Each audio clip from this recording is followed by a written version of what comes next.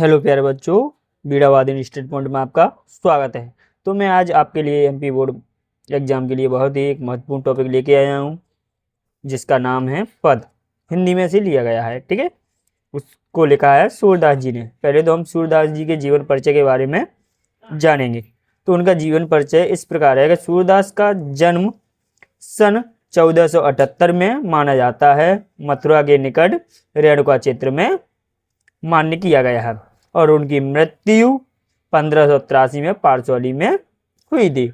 और उनकी प्रमुख रचनाएं हैं सूरसागर, साहित्य लहरी, सूरावली आदि इनकी प्रमुख रचनाएं हैं। इन्हें वात्सल रस का सम्राट भी कहा जाता है। यह तो इनकी जीवन परिचय है। आगे दिया है पद, जो भ्रमर गीतों में से लिया गया है। वो इस प्रकार है कि पहली पंक्ति में दिया है कि उधो तुम हो अति बड़भागी। यहाँ पर गोपियां क्या है, उद्धव का उपहास उड़ाते हुए यानी उन्हें व्यंग करते हुए कहती हैं कि हे उद्धव, तुम सचमुच में बड़े भाग्यशाली हो।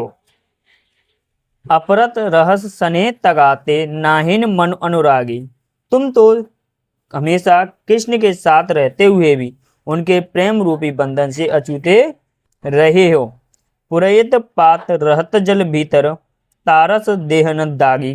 यानी कि जिस प्रकार कमल के पत्ते हमेशा जल में रहते हैं फिर भी वो उससे अछूते ही माने जाते, उन पर जल की एक बूंद का धब्बा भी नहीं लगता है। तो तुम भी उसी प्रकार हो कि कृष्ण के संग रहकर भी कभी भी उनके प्रेम में नहीं बंध पाए हो।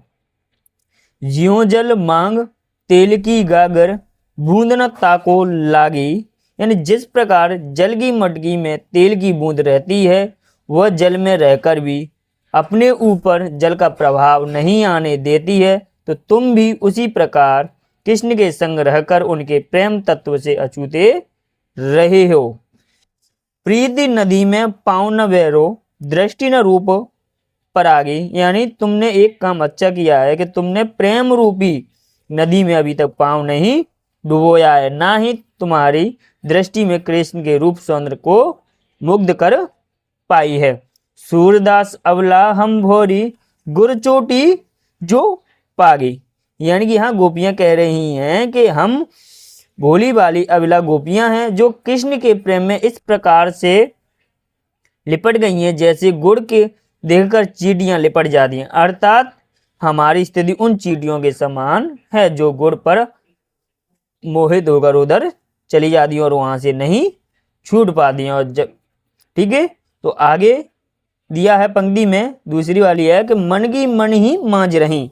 यानी कि गोपियां यहाँ कह रही हैं कि हमारे मन की वेदना हमारे मन में ही रह गई है, हमें कृष्ण से प्रेम नहीं मिला है, ना ही उनके अभाव में हम अपनी भावना व्यक्त कर सकती हैं।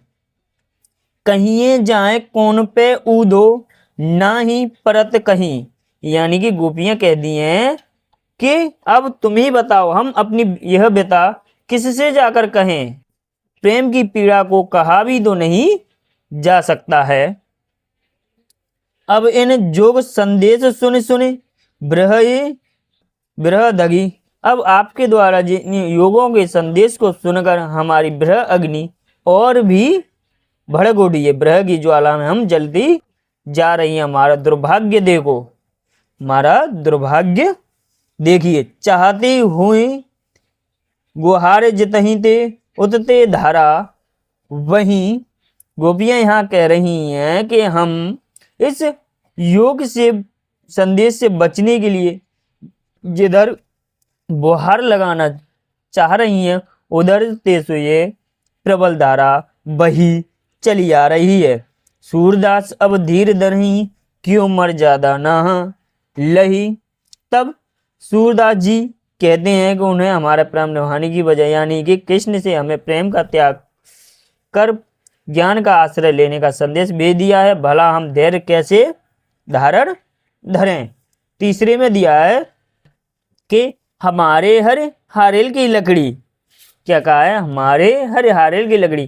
गोपियां उद्धव से कहती हैं कि हम निरंतर कृष्ण के ध्यान में उसी प्रकार निम्न रहती हैं जिस प्रकार हारेल पक्षी कहीं भी किसी भी दशा में अपने सहारे के लिए अपने पंजों में हमेशा एक लकड़ी के टुकड़े या तिनके को पकड़े रहता है, उसे किसी भी दशा में नहीं छोड़ता है। मन क्रम वचन नंद नंद, नंद नंदन और यह दृढ़ करी पकड़ी। तब कह दिए कि हम भी मन से, कर्म से, वचनों से नंद नंदन कृष्ण को अपने हृदय में दृढ़ता से बसाया हुआ है। ठीक है, फिर कह दिए जागत सोवत स्वप्न दिवस निस काना काना जकरी। तब कह दिए हम जागते सोते रात दिन, यहाँ तक कि सपने में भी काना काना के नाम रटती रहती हैं। अर्थात कृष्ण के नाम का स्मरण ही एकमात्र हमारा ध्येय रह गया है। फिर आगे लिखा है सुनत जोग लागत है ऐसो ज्यों करई ककड़ी।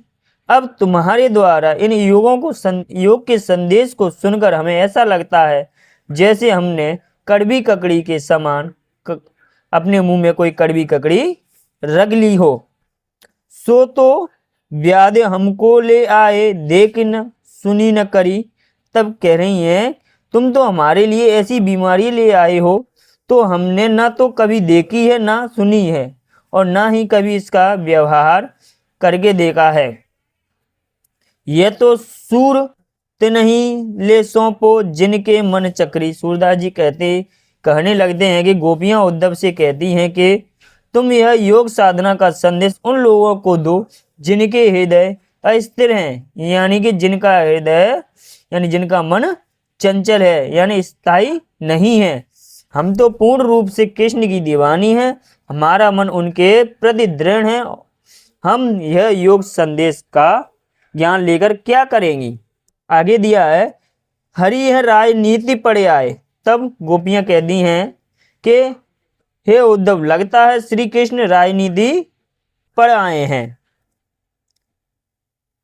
समझ बात कहत मधुकर के समाचार सब पाए।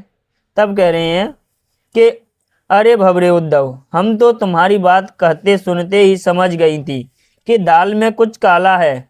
हम सब समाचार जान गई हैं, हम कृष्ण की छल भरी राजनीति समझ गई हैं। अरे भवरे उद्धव एक दो तुम पहले ही चतुर चालाक थे, अब तो अपने गुरु कृष्ण से राजनीति के ग्रंथ भी पढ़ आए। बड़ी बुद्धि जाने जो उनकी जोग संदेश पटाए।